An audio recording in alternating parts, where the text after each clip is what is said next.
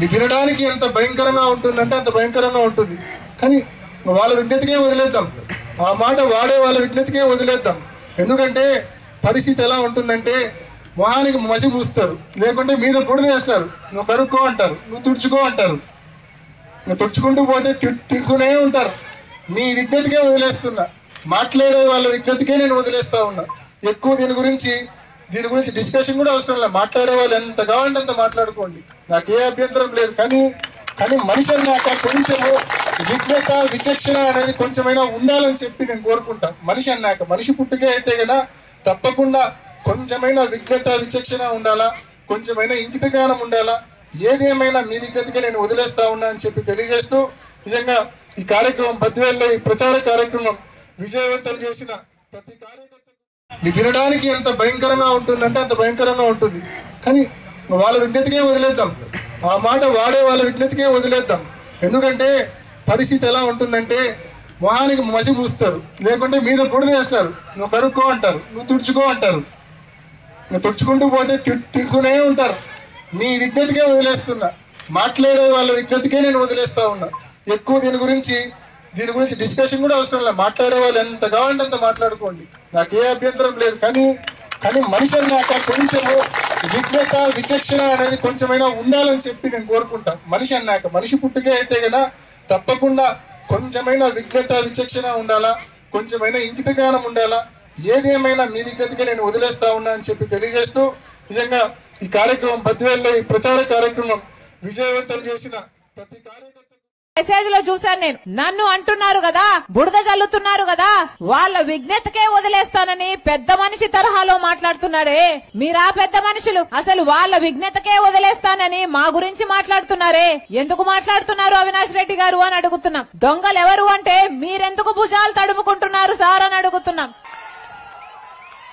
ఇన్ని మాటలు మాట్లాడే బదులు, మా గురించి మాట్లాడే బదులు అసలు కేసులో గూగుల్ మ్యాప్స్ కి హత్య చేసిన వాళ్ళకి మీకు సంబంధం ఎందుకుందో మాట్లాడండి. మీ కాల్ రికార్డ్స్, హత్య చేసిన వాళ్ళ కాల్ రికార్డ్స్ ఎందుకు మ్యాచ్ అవుతున్నాయో చెప్పండి. మీరు సిబిఐ ఎంక్వైరీ కావాలని జగన్మోహన్ రెడ్డి గారు సాక్షాత్తు ముఖ్యమంత్రి కాకముందు అడిగిన వాడు, ఆ తర్వాత సిబిఐ ఎంక్వైరీ ఎందుకు వస్తుంటున్నారో చెప్పండి. అసలు మీకు దాచిపెట్టడానికి ఏమి లేకపోతే, భయపడడానికి ఏమి లేకపోతే సిబిఐ ఎంక్వైరీ ఎందుకు వస్తుంటున్నారో చెప్పండి. ఆఖరికి పెద్ద మనిషి వివేకానంద రెడ్డి గొడ్డలి వేట్లకు బలయ్యి ఇల్లంతా రక్తం ఏరులై పారితే సాక్షి ఛానల్లో హార్ట్ అటాక్ అని చెప్పారే, ఎందుకు చెప్పారో మాట్లాడండి. ఇవన్నీ మాట్లాడకుండా దొంగలు భుజాలు తడుముకున్నట్టు మా విజ్ఞతకే వదిలేస్తున్నారట. ఎంత త్యాగమూర్తి, ఏమనాలే ఇట్లాంటి వాళ్ళు. వీళ్ళంతా ఈ రోజు నాయకులయ్యారు. ఒక రోజు ఇదే అవినాష్ రెడ్డి గారిని జగన్మోహన్ రెడ్డి గారు 5 సంవత్సరాల క్రితము ఎంపీగా పోటీ చేద్దాము అంటే ఆఖరికి నేను వివేకానంద రెడ్డి నన్ను నిలబడాలని ఎంత చెప్పినా కూడా ఏం పర్వాలేదు, అవినాష్ రెడ్డి చిన్నవాడు మంచివాడు అనుకుని నాకేం అభ్యంతరం లేదు, అవినాష్ రెడ్డి గారిని నిలబెట్టండి అని ఆ రోజు చెప్పిన దాన్ని నేను. ఆ రోజు ఈ సీటే గనక నాకు కావాలి అని నేను మొండు పట్టుంటే ఆఖరికి ఆ సీట్ నాదే కైవసం చేసుకునేదాన్ని. కానీ 3000 కిలోమీటర్లకు పైగా పాదయాత్ర చేసిన దాన్ని నేను జగన్మోహన్ రెడ్డి గారి కోసం. ఒక్క రోజు కూడా ఈ పదవి నాకు కావాలి అని గాని, ఈ పోస్టు నాకు కావాలి అని గాని ఒక్కసారి కూడా నోరు తెరిచి అడిగింది కాదు రాజశేఖర్ రెడ్డి బిడ్డ. ఈ రోజు ఎన్ని మాటలు అంటున్నారు. సోషల్ మీడియాని మీరు వేదిక చేసుకుని ఎంతగా అవమానిస్తున్నారు. ఆడబిడ్డలు అన్న కనికరం లేకుండా ఒకవైపు సునీతమ్మని, ఒకవైపు నన్ని తిట్టరాని తిట్లు, అనరాని మాటలు, ఎన్ని రకాలుగా వీలైతే అన్ని రకాలుగా అవమానిస్తారు. ఆఖరికి నేను వైఎస్ షర్మిలా రెడ్డినే కాదంట, ఆఖరికి అసలు నేను రాజశేఖర్ రెడ్డి గారికి ఏ పుట్టలేదట, ఆఖరికి విజయమ్మను కూడా అవమానిస్తున్నారే. ఇంగితం ఉండే మాట్లాడుతున్నారా? అధికారం అంటే అంత మదమెక్కిందా, అంత పొగరెక్కిందా, అంత అహంకారమా మీకు? ఏం మాట్లాడుతున్నారు? ఎందుకు ఇచ్చారు మీకు అధికారం? ప్రజలు కదా ఓట్లేసి గెలిపించారు. మరి ఓట్లేసి ప్రజలు గెలిపిస్తే ప్రజలకు ఏం చేశారో మాట్లాడాలి. మళ్ళీ చెప్తున్నాం, ఎలాగైతే రాజశేఖర్ రెడ్డి గారు, ఎలాగైతే వివేకానంద రెడ్డి గారు కడప ప్రజలకు సేవ చేశారో, నమ్మకంగా ఉన్నారో, అందుబాటులో ఉన్నారో, రాజశేఖర్ రెడ్డి బిడ్డ ఈ రోజు కడప నుంచి పోటీ చేస్తుంది లోక్సభ. మీకు అందుబాటులో ఉండాలని, మీకు నమ్మకంగా ఉండాలని, మీకు సేవ చేయాలని ఆశపడుతున్నాం. దయచేసి కాంగ్రెస్ పార్టీ హస్తం గుర్తు మీద ఓటేయండి. రాజశేఖర్ రెడ్డి బిడ్డను గొప్ప మెజారిటీతో గెలిపించాలని ప్రార్థిస్తున్నాం.